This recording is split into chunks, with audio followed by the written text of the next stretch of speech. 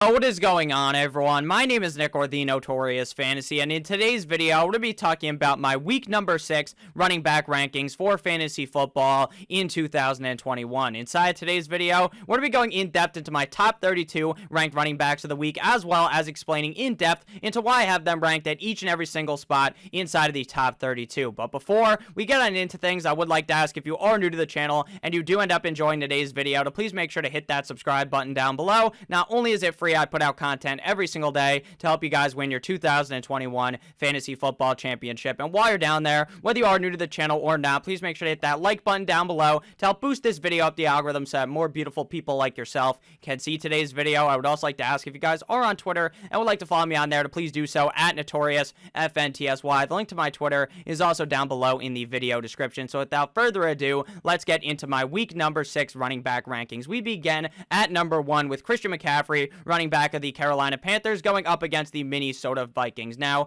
right now, my assumption is that Christian McCaffrey ends up playing on Sunday. If he does not end up playing, then obviously he is not my number 1 ranked running back. Now that brings into question what happens with Chuba Hubbard if he is the starting running back of the team, because he will be if Christian McCaffrey is not playing in this game. So if McCaffrey does not end up playing, then you don't instantly move Chuba Hubbard up to the number 1 spot, but he is a guy that is in contention to be a top 12 running back right now for this week in fantasy football. He played fantastic last week up against the Philadelphia Eagles, and I would not be surprised at all if he had another fantastic showing this week for the Carolina Panthers if he is the guy if Christian McCaffrey is hurt. So my assumption, though, again, is that Christian McCaffrey ends up playing, but if he doesn't, obviously, make sure not to play McCaffrey and make sure to play Chuba Hubbard, because unless you have this amalgamation of 2 other elite running backs with Chuba Hubbard, the odds are that you're going to want to have Chuba Hubbard into your lineup. So Christian McCaffrey is the number 1 guy, but if he does not end up playing, then Chuba Hubbard is in the consideration to be a top 12 or top 10 running back. We will also discuss that when it comes to Dalvin Cook, who's my number 3 ranked running back of the week. We will also be discussing what Nick Chubb not playing on Sunday does for Kareem Hunt up against the Arizona Cardinals. So at number 2, we have Austin Eckler, running back of the LA Chargers, going up against the Baltimore Ravens in Baltimore. Now, I understand typically when there's going to be a high-scoring game, maybe you're a little bit nervous about the running backs, right? Because maybe they won't be running the ball as much because they're going to be trying to crawl back into the game. It's going to be a tit-for-tat back-and-forth affair between these two teams. And I agree, between the LA Chargers and the Baltimore Ravens. But Austin Eckler is just so involved into this offense, whether they're running the ball, whether they're throwing the ball. Austin Eckler is going to be seeing tons of points throughout the game. I expect Austin Eckler to potentially finish as the number 1 running back on the week up against the Baltimore Ravens. The Ravens just got absolutely trounced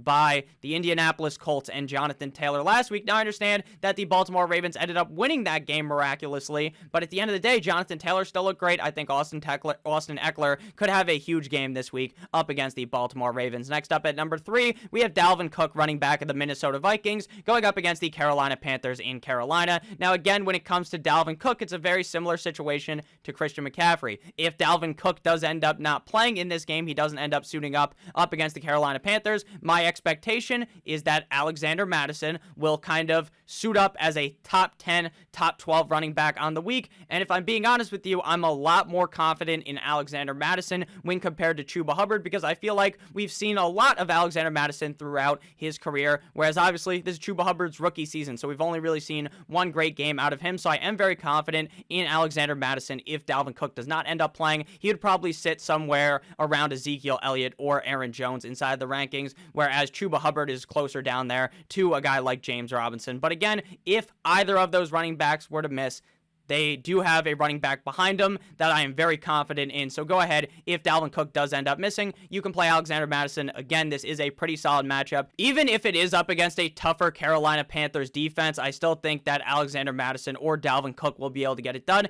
Basically, when Dalvin Cook does not end up playing, Alexander Mattison sees the exact same workload that Dalvin Cook would end up seeing. And then when Alexander Mattison is healthy with Dalvin Cook, then typically Dalvin Cook just sees that huge workload and Alexander Mattison doesn't have all that much involvement. I am very confident in either of these backs up against the Panthers, but my assumption is it's going to be Dalvin Cook. So he's a top 5 back every single week. Going at number 4, we have Derrick Henry, running back of the Tennessee Titans, going up against the Buffalo Bills. Now, I expect this to be a very tough matchup for the Tennessee Titans. I expect them to not be able to pass the ball very effectively at all, as the Buffalo Bills defense is very tough up against the pass. Up against the run, definitely lighter, but they're still a solid run defense as well. So I don't expect Derrick Henry to be the #1 running back on the week, but with how much workload he gets game in and game out, it's impossible, or it is very, very possible, regardless of the defense that he is playing against. So I do like Derrick Henry as a top 5 running back, but I would pump the brakes on expecting the #1 running back of the week to be Derrick Henry. At number 5, we have Najee Harris, running back of the Pittsburgh Steelers, going up against the Seattle Seahawks this week. It seems as though maybe Big Ben has figured it out, because Big Ben actually looked pretty solid last week. This week they're going up against the Seattle Seahawks without Mr. Juju Smith-Schuster, Mr. Corvette. But in my opinion, it doesn't really matter at all how good Big Ben is, because it doesn't seem to matter for Najee Harris, because even when Big Ben is out there shitting the bed, playing terribly, Najee Harris is still such a key focal point in this offense. He is still one of the key pieces that Big Ben is looking to involve in the game, to where even if Big Ben's playing terrible, Najee Harris is still going to be seeing a bunch of dump-offs. We saw that a couple of times this season. In that one game where he had 19 targets, that wasn't because they were super close in the game. That's because Big Ben was just dumping the ball off to him repeatedly. So regardless on how good Big Ben looks, I love this matchup for Najee Harris up against a not-so-hot Seattle Seahawks defense. At number 6, we have JT, Jonathan Taylor of the Colts, going up against the Houston Texans. Obviously, going up against the Houston Texans is a wet dream matchup for any running back, any quarterback, any wide receiver. Jonathan Taylor went off up against the Baltimore Ravens defense last week. That, in my opinion, is way better than the Houston Texans, so you should not be surprised if Jonathan Taylor has a huge game on the week. At number 7, we have Ezekiel Elliott of the Dallas Cowboys going up against the New England Deflatriots in New England. Ezekiel Elliott seems to be very, very involved in this Dallas Cowboys offense. Who would have guessed, right, that one of the better running backs in the NFL was going to be utilized? Who would have known? And it seems as though the fact that the Dallas Cowboys defense is so good this year when compared to last year, that they're not having to require Dak to throw the ball 50 times every single game, right? All he's got to do is hand the ball off to Zeke, because they're playing the game much closer, because it's not a blowout, because the Cowboys defense doesn't get bent over a table. In this game up against the New England Patriots, I don't expect this to be a very high scoring game from the Patriots side of the ball. I think they're going to be able to run the ball a lot in this game, the Dallas Cowboys, because they're going to be up running the ball out late on into the game. So I expect Ezekiel Elliott to play very good in this matchup. At number 8, we have Aaron Jones, running back of the Green Bay Packers, going up against the Chicago Bears at Chicago. Now, I feel as though a lot of people, when they see the word Chicago for defense, they shit themselves, because they're thinking, wow, the Chicago Bears defense last year, the year before that, they were so good defensively. But this year, while they're not a complete and utter dumpster fire, they aren't very good defensively compared to years prior. So I think Aaron Jones could have a big game. Aaron Jones hasn't been a disappointment this year. He has just been very hot or cold, but his cold games aren't like complete and utter disappointments, right? He's still going to get to like 10, 11, or 12 points. But the big games haven't been happening as much, but wouldn't be surprised if he had a great game here up against the Bears in Chicago. At number 9, we have Kareem Hunt of the Cleveland Browns going up against the Arizona Cardinals without Nick Chubb. Now, that is a big thing for Kareem Hunt if Nick Chubb is in the game or not. Now, last year, everyone was screaming hallelujah for everyone who had Kareem Hunt because Nick Chubb went down, and everyone's thinking, you know what, now Kareem Hunt is going to be seeing an uptick in volume. He's going to look better because there is no Nick Chubb ahead of him kind of competing with the touches. And what we saw was that Kareem Hunt was basically the same running back, getting the same amount of yards, same amount of receptions, all of that, whether Nick Chubb was in the game or not. Sure, he was getting an uptick slightly in volume, which would make sense, but he wasn't the better running back there because of how they work together. Nick Chubb and Kareem Hunt complement each other perfectly. So when one of them is missing, the other one doesn't necessarily take like a huge fucking hit from Mike Tyson, but they aren't able to kind of hit their peak. Now, will that be different this year? Because realistically, when you look at it, you would think, hey, Nick Chubb is out. Now Kareem Hunt is in the scenario to be the lead back, to be the main guy, and he's going to be able to put up like 40 plus points in this game, right? He's going to have the biggest game of his, maybe not his career, but the biggest game of the season without Nick Chubb. And I want you to pump the brakes a little bit on that based upon the historical evidence from last season. But at the end of the day, I still like Kareem Hunt. Whether Nick Chubb is in the lineup or not, Kareem Hunt seems to be super involved in this offense. There's a chance that this is a very high scoring game, and Kareem Hunt could find the end zone maybe 2-3 times in this game, and it wouldn't surprise me at all. And I know for a fact this is going to be a game where everyone who has Kareem Hunt is going to get so angry at the backup running back who comes into the game and steals a touchdown or gets a bunch of carries, because that's the key to the Browns offense. They don't just use one workhorse running back with Kevin Stefanski. They like to use two running backs. So again, I think Kareem Hunt has a big game, but I think everyone is going to be way too high up on Kareem Hunt, where they're going to elevate their expectations to the number one guy at the running back position, when in reality, I think he falls short of that. Not by much, but I think he does fall short of the number one spot. Before we hear about running back number 10, I would like to ask, if you have ended up enjoying today's video thus far, to please make sure to hit that subscribe button down below. And while you're down there, whether you are new to the channel or not, make sure to hit that like button down below as well. It would help me out a ton. Now on to running backs 11 through 20. We begin at number 11 with Darrell Henderson, running back of the LA Rams, going up against the New York Football Giants in New York. Now, my expectation in this game, honestly, is that maybe Daniel Jones is able to somewhat keep up with the Rams. Now, I'm not 100% certain just yet that Daniel Jones is going to play, but my assumption is that he will be the starting quarterback of the Giants. Now, Darrell Henderson has been good regardless of the game script. The game script could be the Rams are up by 1 million, Darrell Henderson's great. The Rams are down by 1 million, Darrell Henderson is great because he's going to be seeing the dump-offs, and the Rams don't just run away from, or I guess that's kind of a bad way to say it, but they don't just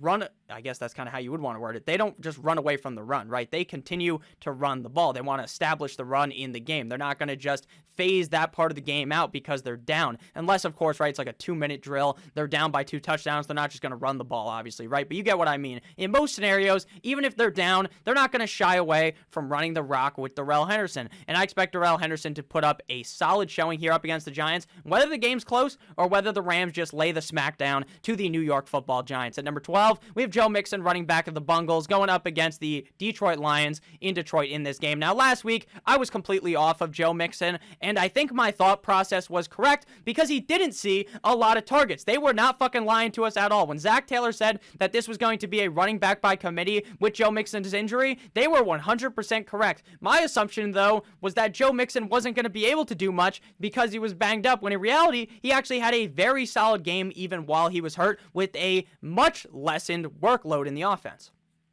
So imagine now going up against the Lions with that workload, the correct amount of workload. This could be one of the bigger games of the year for Mr. Joe Mixon. At number 13, we have the running back on the other side of the ball, DeAndre Swift, running back of the Lions, going up against the Cincinnati Bengals. Now, the thing with DeAndre Swift is that every single week, this guy is just a complete and utter fucking headache for your lineup, because out of nowhere, he's going to have games where he drops 25, 30 potential points, where he's one of the better running backs on the week because the Detroit Lions are down by 7 million, and Jared Goff is just dumping the ball off mindlessly to DeAndre Swift. And then there's going to be other games where they're down by 1 million, and they just don't dump the ball off to DeAndre Swift, and now they can't run the ball, right? They're out of the game, so they can't run the ball.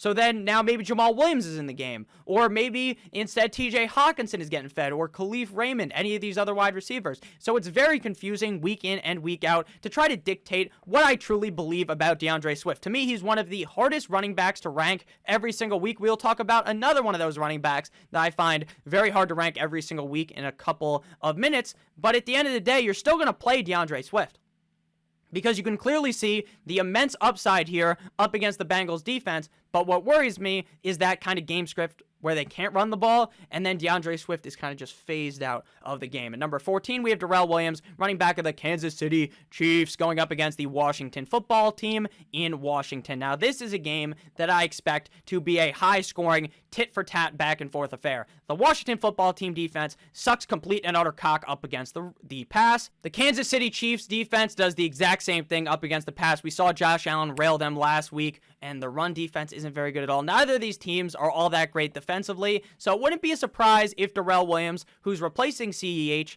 sees a solid showing in this matchup up against the Washington Football Team in what should be a very high-scoring affair. Now, Darrell Williams didn't show all that much after Clyde Edwards-Helaire ended up getting hurt last week up against the Bills, but that's because they were down by so much to where they couldn't really run the ball, where I think it would be very hard to see a scenario where the Washington Football Team is just beating down the Kansas City Chiefs right. I expect this to be kind of a close back and forth affair, not really a game where one team just beats the fuck out of the other team. So I expect Darrell Williams to see a lot of usage in this matchup. I think he is in a very solid spot to succeed without Clyde Edwards-Helaire there in Kansas City. At number 15, we have Antonio Gibson, running back of the Washington football team, going up against the Chiefs. Now, DeAndre Swift and Antonio Gibson are similar in some ways because every single week you don't really know the role that Antonio Gibson is going to be playing, because some weeks Antonio Gibson is the clear main running back in Washington.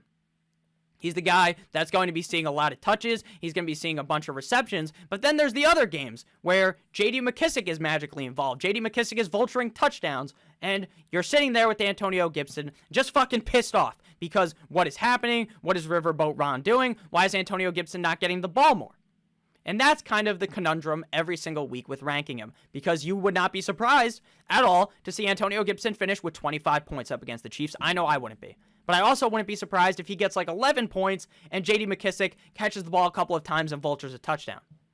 So the game could really go either way. That's kind of the dice roll with a guy like Antonio Gibson. Now, I understand the upside. I think he's a great player, so I will play him this week. I got him ranked as running back 15, which is pretty high, but you have to understand the risks because of J.D. McKissic and how confusing it is there in Washington. At number 16, we have Devontae Booker, running back of the New York Football Giants, going up against the L.A. Rams. Now, the situation with Booker is very similar, in my opinion, to what it is with Chuba Hubbard and what it is with Alexander Mattison on their respective teams. I say this because of basically what I was implying earlier. When Dalvin Cook is out, Alexander Mattison plays, and he basically plays the same role as Dalvin Cook. Now, he's not as good as Dalvin Cook, but he plays the same role. The same thing happens in Carolina. Last year, you saw Mr. McCaffrey goes down, Mike Davis is the guy. This year, McCaffrey goes down, Hubbard's the guy. So you can kind of rely on that other running back because they're going to be seeing a very similar workload to what the starting running back would have seen. Same thing here with Booker and Saquon. Booker looked very good last week up against a tough Dallas Cowboys defense after Saquon ended up getting hurt. So I expect Devontae Booker to show up well. This is a Rams defense that is tough, though. So we got to pump the brakes a little bit, but I love Booker on the week. At number 17, we have Josh Jacobs, running back of the Las Vegas Raiders, going up against the Denver Broncos. Now, the question here is in Denver. The question is, will the new guy that's being the coach of the team with John Gruden out, will he have the same kind of, I don't even know how to describe it, the same affinity for just wanting to rush the ball with Josh Jacobs when Josh Jacobs is healthy? It seems like even if Josh Jacobs isn't working out, even if Josh Jacobs isn't able to do too much in the game, that Gruden just wanted to give the ball to Jacobs because for some reason he felt like he owed it to him or something. To me, that's what it seemed like. So he kept giving Jacobs the ball. Will that be happening up against the Broncos? Or will it be like, you know what, Jacobs doesn't look good? Fuck it. I don't want to give Jacobs the ball. That's why I'm a little bit lower on Jacobs. I think this is a solid matchup, though, up against the Broncos. Obviously, I forgot to mention this at the beginning of the video, and people already know, have probably complained up to this point in the video. It happens every single time. Nick, where's Leonard Fournette? Where's Miles Sanders? They already played on Thursday. They played yesterday, so I don't talk about them in today's video. Why? Because they already played, and if you're looking to set your lineup for the Sunday, Monday games, then you don't want to hear about the guys that already played that you could have already thrown into your lineup. That's at least my thought process behind that. So at number 17, again, Josh Jacobs. I like him. Hopefully, we see a strong commitment to running the ball with Josh Jacobs. At number 18, we have Zach Moss, running back of the Buffalo Bills, going up against the Tennessee Titans. This may be a murder on the football field in Buffalo. Now, this might be by the hands of another running back. Shout out to the other running back who murdered someone. We all know who we're talking about here. The guy ran for 2,000 yards in 14 games. You can put the context clues there together to figure that out. Zach Moss could do the same murdering to the Tennessee Titans defense. Not to a real person, though, just to the defense on the field. Zach Moss should be in for a pretty solid game here up against the Titans. The question, though, is that eventually there's going to be a game where Moss just kind of gets a little bit less work, and then out of nowhere, Singletary just fucking vultures in, scores a touchdown, and then Moss has the shittier game. But at the end of the day, he is still the clear number one back there for me in Buffalo. Number 19, we have Myles Gaskin. That bitch, Carol Gaskin, running back of the Miami Dolphins, going up against the Jacksonville Jaguars in Jacksonville. Miami is without Devontae Parker. Myles Gaskin season in Miami, he got 10 targets last week. He went off up against the Bucs. Will the Dolphins show the same committal to Miles Sanders in London as they did last week with Tampa, now with Tua under center? Will that happen? Now, I'm not sure. But what I do know is when I whipped out my fucking microscope, my handy-dandy microscope, and analyzed I analyzed, hey, let's look at Myles Gaskin's game. It's not that hard to do. I'm not some fucking Sherlock Holmes. You just pull up the stats and you look at it. You say, hey, look at that. Myles Gaskin's best game was last week up against the Bucs. What was his other best game? It was week number 1 up against the Patriots with Tua Tagovailoa under center. So maybe with Tua under center, they are more willing to commit to Gaskin. That's my thought process. Gaskin running back 19 up against a not-so-hot Jaguars defense. At number 20, we have Chase Edmonds of the Arizona Cardinals going up against the Cleveland Browns. And at 21, we have James Conner, Arizona Cardinals running back, going up against the Cleveland Browns in Cleveland. I like both of these running backs, and it is very confusing which one you want to rank over the other. Because Chase Edmonds, if this game script goes to, hey, let's pass the ball a bunch, this is a high-scoring game between us and the Browns, then you would give the edge to Edmonds, right? Because Edmonds is more of the receiving back on the team. But if this is a game that's kind of a little bit lower scoring and they're trying to pound the rock out, then typically they give it to James Conner. And when they get on the goal line, they typically also give it to James Conner, and they kind of just fade away from Chase Edmonds when they get really close to the goal line, because Edmonds is kind of that smaller guy, right? He's a smaller sized back compared to James Conner, who's a bit more beefy. He can run through the tackles and run into the end zone. So that kind of leaves us in a confusing situation. So I'm going to lean Chase Edmonds over James Conner because I think this is going to be a higher scoring back and forth affair, which involves more dump offs to Edmonds. So that's my lean, but I still like James Conner on the week at number 22. I don't know about you, but I'm feeling 22. Melvin Gordon, running back of the Denver Broncos, going up against the Raiders. Now, it's very similar with Edmonds and Conner, except for this is like a true 50-50 split between Melvin Gordon and Javonte Williams. If you want to take Javonte Williams and move him up to 22, I wouldn't even judge you. I wouldn't judge you if you reverse them, because any given week, it could be Melvin Gordon week. The other week, it could be Javonte Williams week. And the issue here is that most weeks, it seems like Melvin Gordon week. And that's why I have him ranked higher, because I feel as though the coaching there has kind of more confidence in Melvin Gordon, and Melvin Gordon seems to be getting more touches. But at the same time, it's such a close split that all it really takes is one of them to score a touchdown or get like 3 more dump-offs in order to elevate themselves over the other running back. So again, it's another confusing scenario. I would lean with Melvin Gordon, though. Number 23, we have Damien Harris, running back of the Patriots, going up against the Dallas Cowboys. Damien Harris lucked out immensely and did not suffer a big injury last week when a lot of people were very worried that that was going to be kind of a long-term injury up against the Houston Texans that Damien Harris sustained. This week, he's going up against Dallas. This is not a cupcake rush defense. But while it's not a cupcake matchup, with so many bye weeks this week, Damien Harris gets the edge up. And also, the Patriots just like to run the ball. So Damien Harris is a perfectly fine option at 23. At 24, we have Alex Collins. My assumption right now seems to be that maybe Carson won't play. If Carson does play, then you probably put him in the exact same spot because the upside is very limited up against a tough Steelers defense.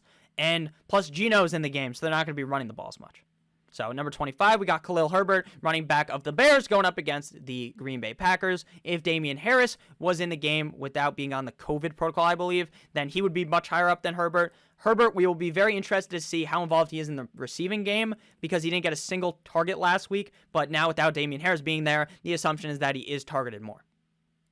Again, not a super elite running back, but they do like to run the ball a lot in Chicago, so I like him at 25. 26, we got Williams again. We kind of explained that already. My lean is Melvin Gordon, but you can basically just, I don't have a coin around me. You flip a fucking coin, heads or tails. You say Williams heads, Gordon tails. I wouldn't be surprised if it ended up being Williams outscoring Gordon. That's kind of just my lean on that. There's no real in-depth way to really fucking explain it, if I'm being completely honest with you guys. Like, I just feel as though Gordon's been the guy more often this year.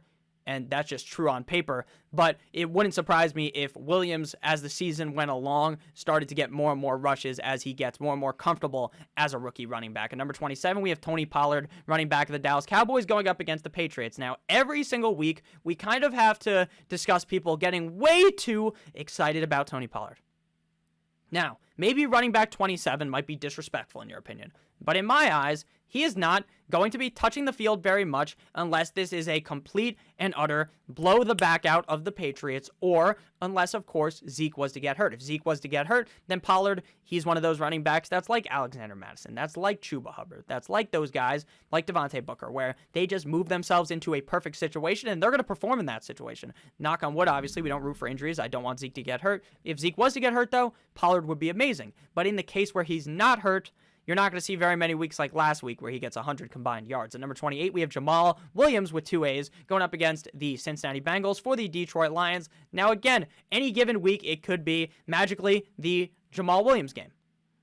But a majority of the time, it's not going to be. A majority of the time, with the hot hand approach, the hot hand has been Swift, and I doubt that the hot hand pivots off of Swift. So, again, my lean is DeAndre Swift very heavily over Jamal Williams. I think he's a fine back because this game could be close with the Lions and the Bengals, and maybe Jamal Williams just oomphs one in. He rushes one into the end zone. But outside of that, the upside for Williams is pretty limited. At number 29, we have Latavius Murray, running back of the Baltimore Ravens, going up against the Chargers. Now, I'd say out of any running back ranked 21 through 30, Latavius Murray has the highest upside because he is still the clear lead back in Baltimore. But at the same time, they still use Devontae Freeman. They still use Tyson Williams. At the same time, maybe they have to pivot away from the run as much because this is a higher scoring game. And at the same time, it's just so confusing there. You have no fucking idea how much workload Latavius Murray going to see 70% of touches this week? Is he going to see 40%? Is it going to be 30%? Like, what is it going to be? Because last week he was the majority leader, but he also barely saw any carries. So it's very difficult to me with Baltimore. Very confusing, and that's why he's running back 29, but his upside's like a top 12 guy. But the risk is so big. At number 30, we have J.D. McKissic, running back of the Washington football team, going up against the Kansas City Chiefs. I like J.D. McKissic, but the risk is also there because there's going to be games where this guy, John Cena, you can't see me, does his fucking Houdini impression. He's invisible. But then there's other games where J.D. McKissic's out there balling out. And again, you'll never know which week it's going to be until the week goes on. You just see it happen because it's so hard to figure that out. And at number 31, we got Singletary of the Bills going up against the Titans in Tennessee.